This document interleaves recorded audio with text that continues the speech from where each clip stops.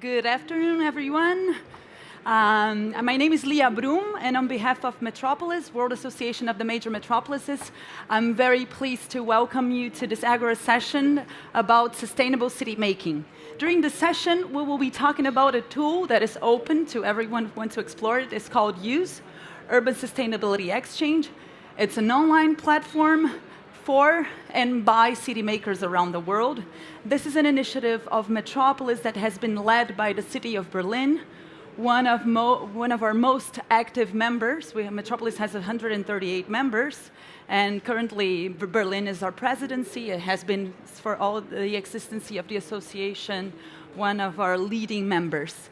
So I'm very happy to have here with me today Camille Dockenburger. She works for the city of Berlin as the community and content manager for the USE platform, and also Gabriel Barros, who is one of our more than almost 350 registered city makers at the platform. He's going to share his experience working with cities in Brazil. So let's start with Camille, please. Mm-hmm. So good afternoon, everyone. As Lia just said, USE stands for Urban Sustainability Exchange. It is a knowledge exchange and learning platform that features case studies from local governments around the world who are implementing innovative solutions to complex urban challenges. The USE platform was developed by the city of Berlin and is managed by Berlin in collaboration with Metropolis and a global network of partner institutions. USE is a collaborative platform contributed to by an international network of city makers that you can become part of.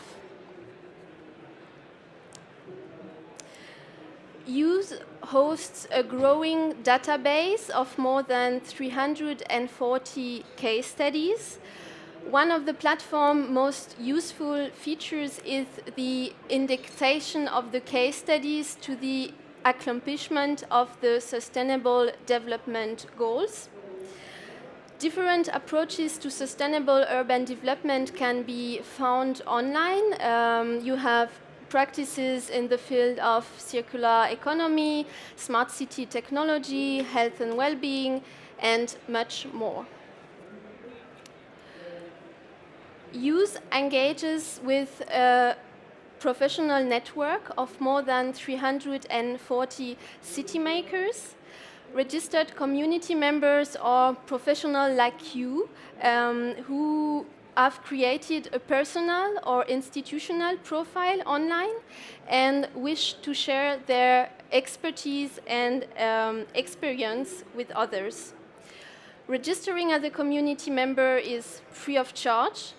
And once registered, you can connect with other city makers using a messaging system. So this is a very easy and convenient way for you to expand your network globally. Now let's have a look at the case study database. Case studies provide specific information on a project, on a program, on a policy. Most initiatives are managed or supported directly by a local government. We select projects that are innovative and not too specific to their local context, so they can be replicated by other cities worldwide. And every case study presentation follows the same format, so the content can be easily extracted and compared on the platform. As you can see, every case study follows the same structure. So we have background and objectives, implementation of the project, the results and impact, and also some lessons learned and the transferability potential of the project. The case studies are linked with the Sustainable Development Goals. And all case studies are reviewed, edited, and updated by a professional editorial team.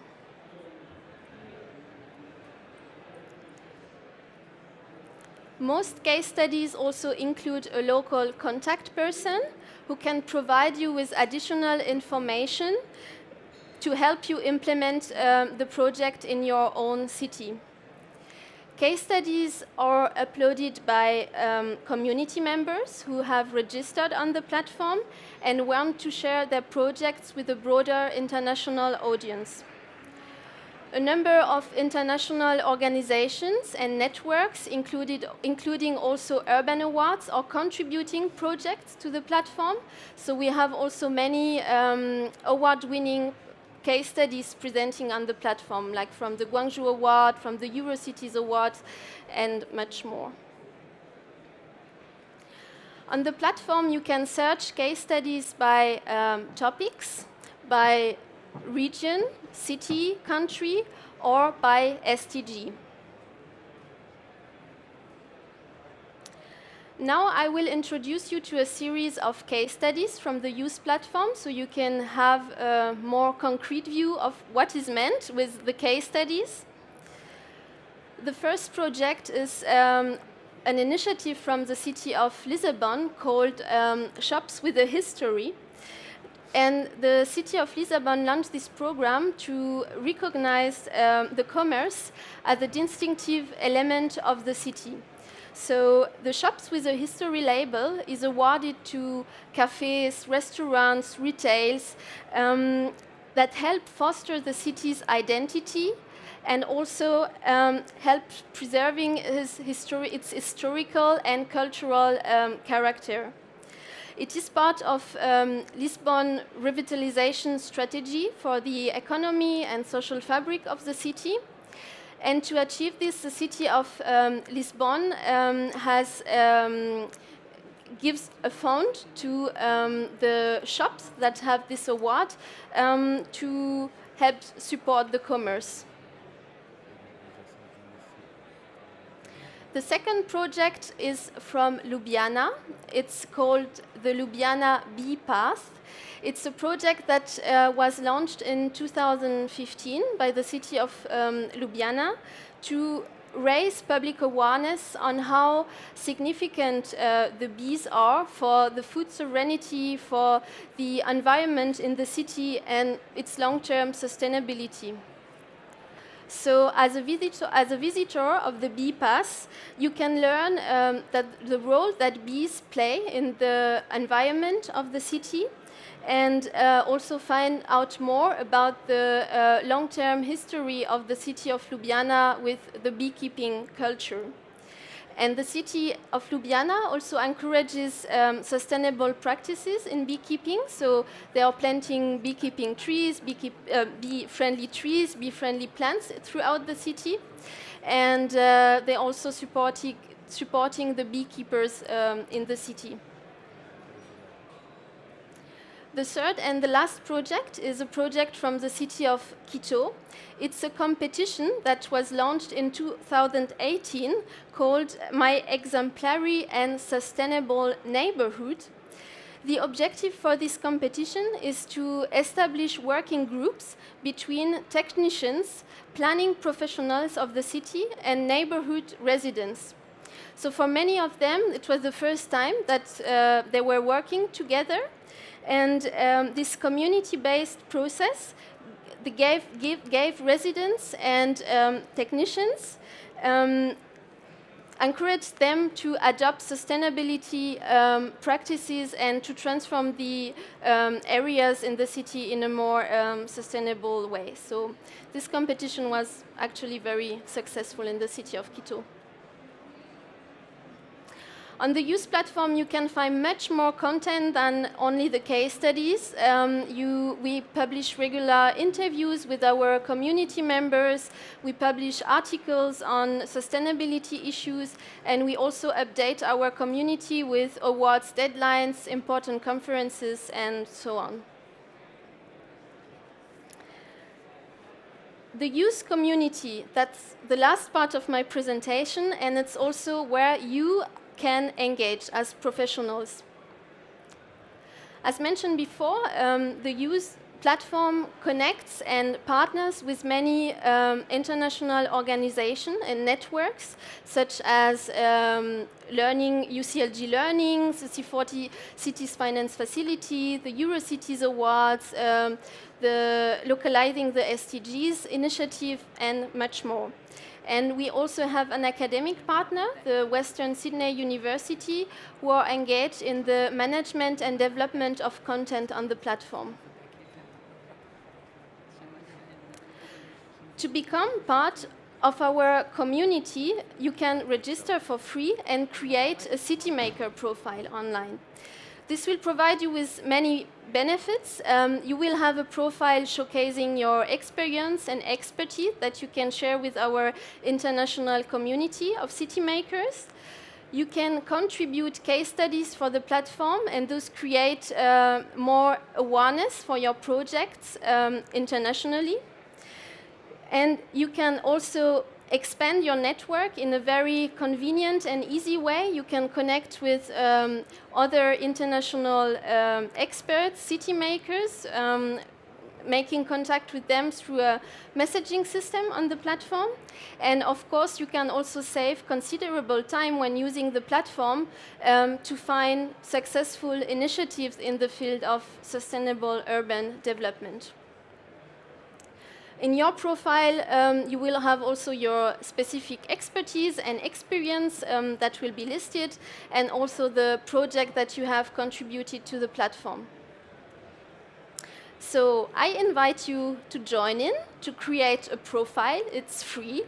To sign up for our newsletter and to follow the Youth Platform on Twitter @YouthPlatform.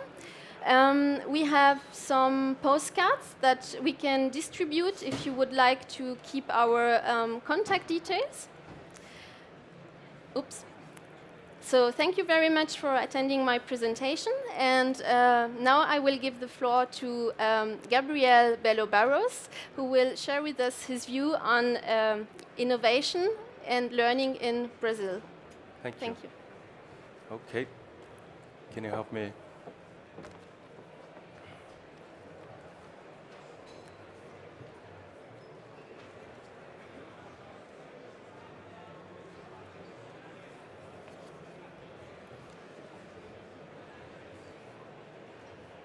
Yeah? Okay, well, first, thank you very much for your presence here. I see also some familiar faces, so I really appreciate for you taking the time. And also to the Berlin and Metropolis teams for the invitation. It's always a pleasure to be with you guys. It's an organization that I admire a lot, and then I worked for nearly 10 years, so it's good to be back home. Thank you. But those guys gave me a very difficult task today. They asked me to present to you an optimistic view on how Brazilian cities are learning and innovating. And I say it's a difficult task because probably you are hearing about some very bad news concerning certain issues in the country. And also because when people think about Brazilian cities, they might think that our cities are congested. And it's true.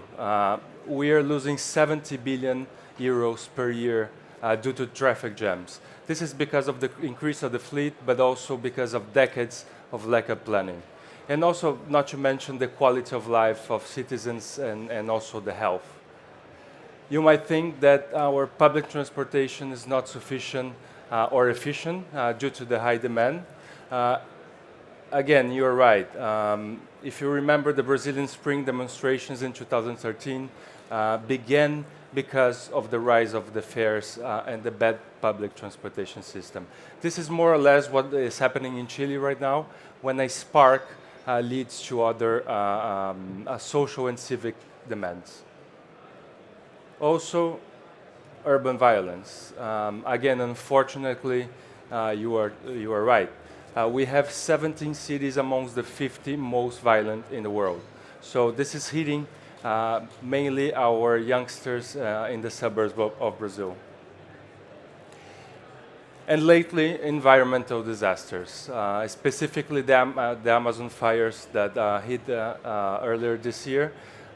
This is probably one of the most pressing environmental challenges that we have to face nowadays as a global community. So just for you to have an idea, this is a figure from yesterday.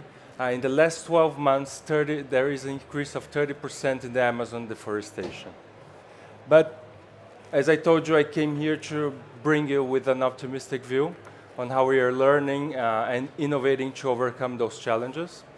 So we're doing so in several ways. The first one is we are building networks and leveraging existing networks to tackle specific problems.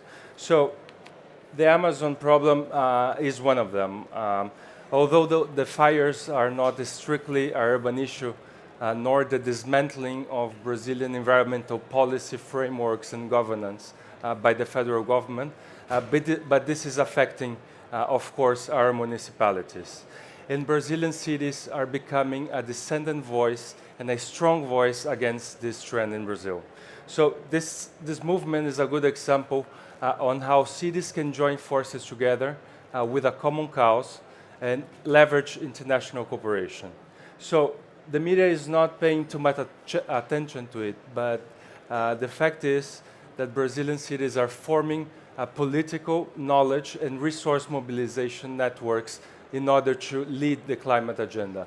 And the Amazon Fund is a good example on that. So there were a lot of concerns from the Brazilian government about how this money from Norway and Germany was managed in the country.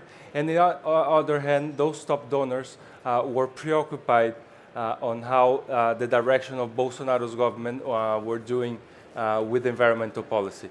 So this fund has been frozen, but local and regional governments rushed to establish international trust and open up the dialogue with those donors, but not only with the Amazon Fund, but also with the European Union and the G7 countries. So another example is the first Amazon Cities Forum. This was held in Manaus in September. So it's an open dialogue forum with Amazon cities to come up with a common environmental agenda for the region, and also come up with new economical sustainable models in order to, of course, leverage the biodiversity and also the forest. But we are not only learning between each other, we are also learning with the civil society and the innovation ecosystem.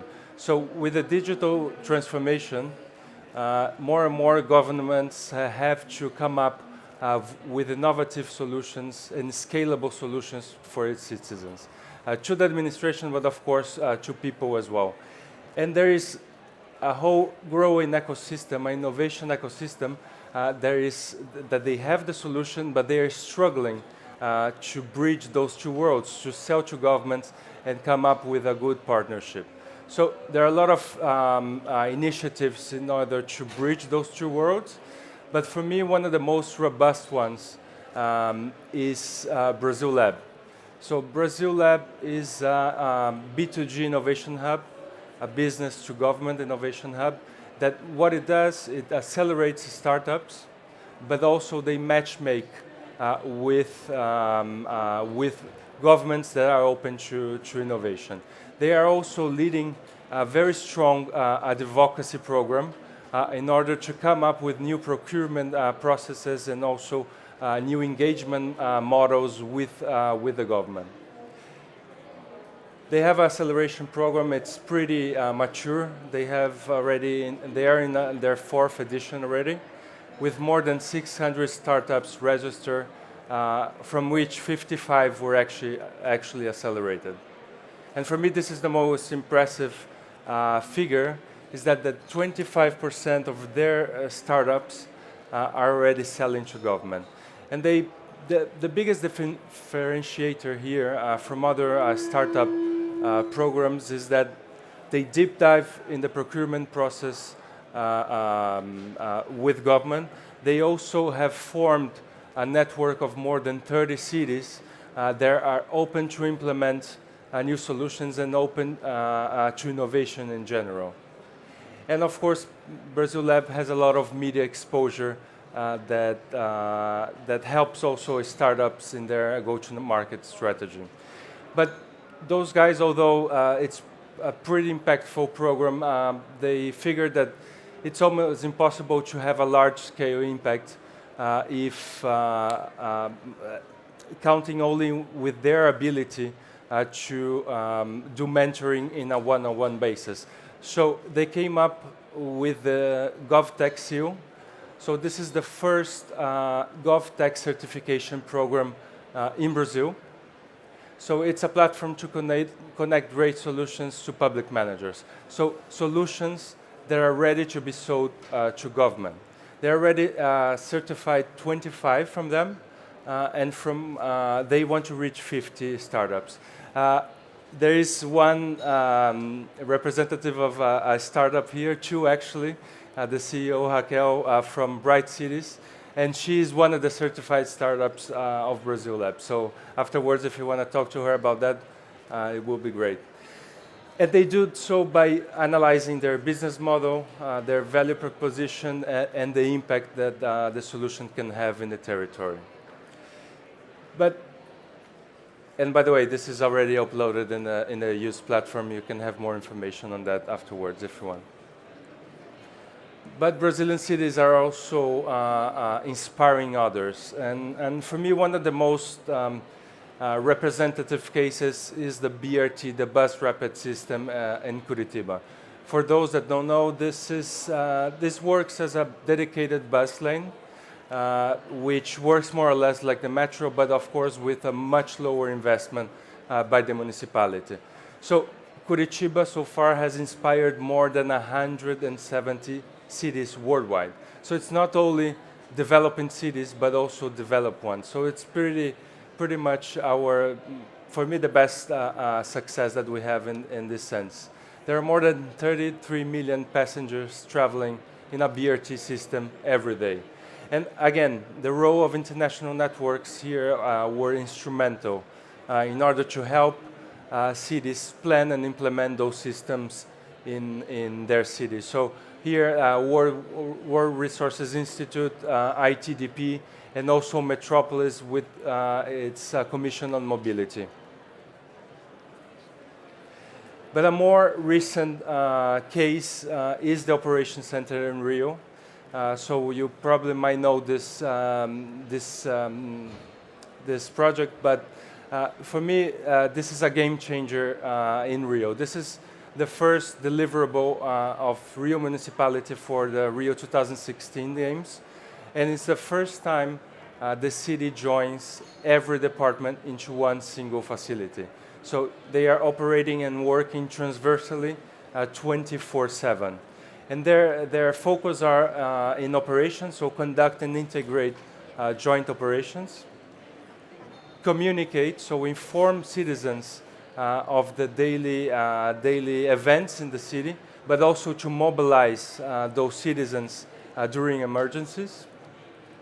The planning our events, for example, the Olympic Games, of course, and technology. So it is a test bed to come up or co-develop and develop new solutions for the city of Rio. So there is a lot of technology embarked here. I don't want to go into detail in the technology piece because you can also have more information about that in the use platform since it is an uploaded project. But for me, the most interesting part of the Rio Operations Center is how they co-develop with partners. So Rio was the pilot city of the Waze Connected Citizens program. So this is a data and learning exchange platform in which Waze provides real-time mobility information for the Operations Center. At the same time, the municipality feeds the Waze platform, so it's informing also citizens. So Rio was the pilot, and it has scaled to more than 600 cities worldwide. And finally, the collaboration with NASA. So again, Rio was the first city to ever partner with NASA. So they are co-developing landslide software monitoring. So they are using NASA's global weather forecast models and information, local information from Rio municipality to tackle this problem that is very, very common in Rio during the summertime. Finally, in order to wrap up, I just wanted to give you some insights on learning. First of all, cities are demanding bundle learning services to drive real impact. So it's not only about technical learning and knowledge exchange, but also technical assistance, capacity building, and also it's not about one partner. It's about creating an ecosystem of partners to provide more comprehensive services to cities. Also, developing cities are an immense source of learning. There are pretty creative solutions in the south that can also have an impact in the north, in northern cities and in developed cities. So it's not only about Brazil. We can say about Colombia or India. So there are a lot of good projects that can inspire other cities also in the south. And finally, learning can help cities leapfrog some of its major urban problems. So it's not about reinventing the wheel every time. It's about leveraging all the knowledge that is out there to come up with better planning and better services to citizens. So I would like to thank you all, and I think we will be open for questions, right? Okay. Do we have a micro? Where is the micro? Yes.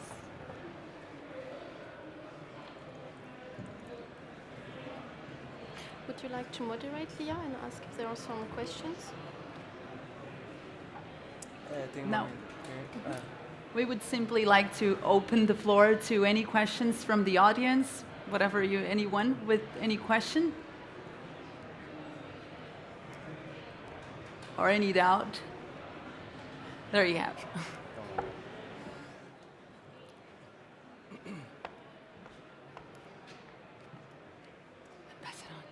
Hello, so the platform is already available, right? And how many cities are in the platform? And I saw that the best practice is 600. And it's all urban, or what areas do you have like the solutions on it? Mm-hmm. I think we have about 180 cities represented on the platform. And when I say cities, it's wrong. It's local governments. So we have all levels of governments represented on use. And we include also some practices led by NGOs and so on. But the main part of the case studies represented on use are led and managed by local governments. Thank you. Maybe just to add, to give a further information on how we came up with the idea of use, that it's called today as use. This is a project that has been running for the past at least 5 years, that the city of Berlin had been bringing up after so many international conferences and congresses, just like today, when we attend sessions and get to learn about so many inspiring cases and projects about cities, local governments worldwide. We're saying local governments too because we're part of an association of local governments. But when our members were attending these conferences, they had very enriching experiences, but after they left the events, they couldn't find further information about the cases, and they couldn't connect and get to know further the technical details of who was in charge of the projects. So pretty much the inspiration for setting up this platform came from that. So, and in the end of the day, we also offer another opportunity also for people who are not attending these congresses and conferences, and widening up the access to the information that lies in the experience of local governments. And apart from that, the possibility of networking as well is very, very important. It's interesting to stress that it's a website. it's just, and we were confronted many times with this challenge of being like, okay, this is another platform, and for years we had this challenge because there are other platforms talking about practices and SDGs. We are well aware of that. But I think that the real difference that use makes is the number of practices that we managed to gather so far. We have 362 case studies, and now that there we have this bulk of knowledge that it's free, open access, I think this makes a difference. It makes a total difference. And the fact that we have people behind it, connecting to the people who are in charge of the projects themselves, and providing updated information about it. Thanks. Anyone else? Can you pass the mic to him, please?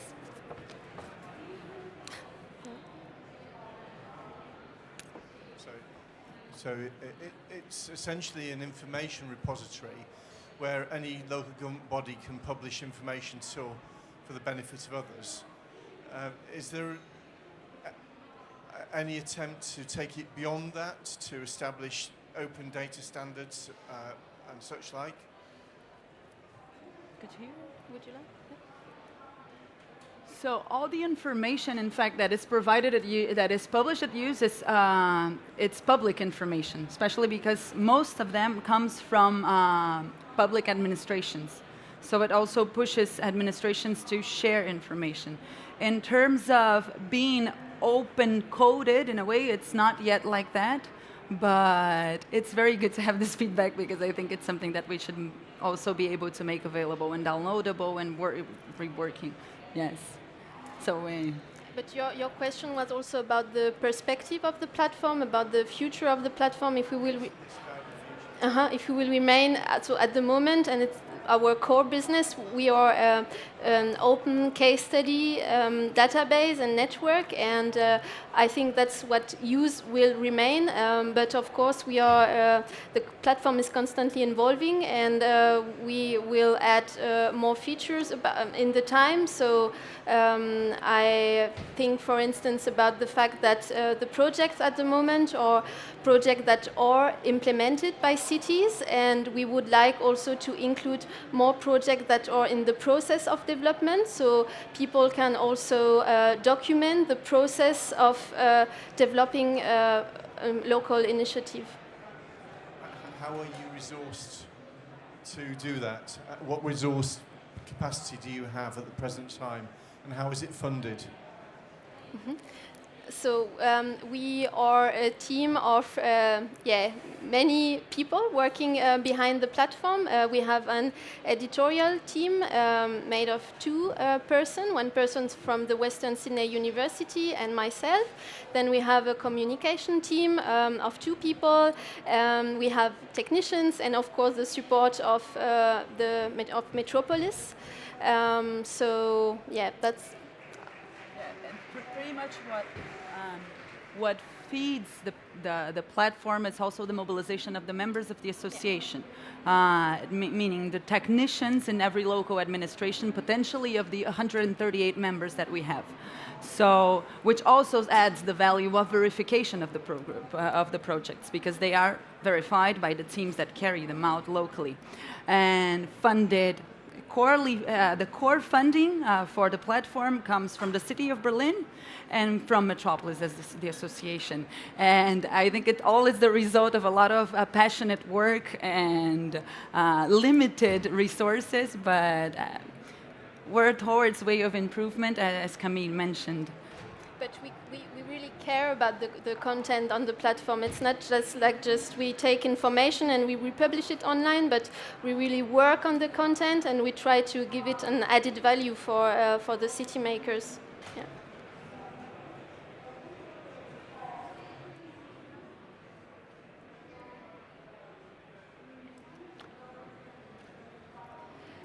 I don't know if Gabriel, you want to... And just to add a bit to the presentation of Gabriel, the cases that he mentioned, they are all published there. And well, the Amazon fires are not yet. Yeah. But Not yet. It's too recent, but Yes. hopefully there will be some good outcomes from that, I hope. Yes. And As mentioned before, Gabriel is one of our city maker on the platform, one of the most active ones. So I would like to ask you a few questions, Gabriel, Yeah, sure. and maybe you can explain what are the benefits, in your view, for professionals to register on the platform. Yeah, well, I think for me the case of Brazil Lab is very representative. For me, it was very important to have that uploaded because this was the key information and key content that I used to prepare for this presentation. But from their perspective, they are, of course, a Brazilian NGO which didn't have yet their case study documented in English. And for them, it was very important to have that uploaded because they have an international brand behind it. So it's not, Metropolis is a very, very important organization in the city realm. So for them, it was very important to have that international recognition because they want to start doing partnerships abroad. So this is something that you might have to have that in mind as well. So. Mm-hmm. Thank you. And how did you initially hear about the youth platform? Well, well, Metropolis is, as I mentioned, I worked for a long time in Metropolis. And also I had a very strong relationship with the city of Berlin while I worked there. So I can say that I saw it being born, basically, you know, since 2014, right? Since I follow up on all activities that Metropolis do. And I also participated in the relaunch of the platform in March earlier this year. So the platform has been totally revamped in terms of functionalities, but also with the graphic design. So it's looking pretty good. Okay. Well, you're good. So I think we're coming close to the end of the session, and to close it and really inspire you to enter the website and register yourselves. From the point of view of the association, Metropolis being a member-based association, we see the youth platform as one of our main channels to connect not only with the institutions that are part of our membership, because to be a member of Metropolis, you need to be representing a local government of a certain type of urban agglomeration with its metropolitan level per se. But use opens up these connections and makes us connect with broader audiences with whom we believe we can work together and get different perspectives and insights on urban development. And that's the interest of the association behind it too, and I think we can all benefit from these connections being a totally free platform. So if you have any inquiries, we'll be always happy to receive, to answer, and also suggestions on how to improve. As Camille said, we're always looking for this improvement and strengthening the platform more and more. Thank you very much for your time, and enjoy the rest of the Congress. Thank you. Thank you.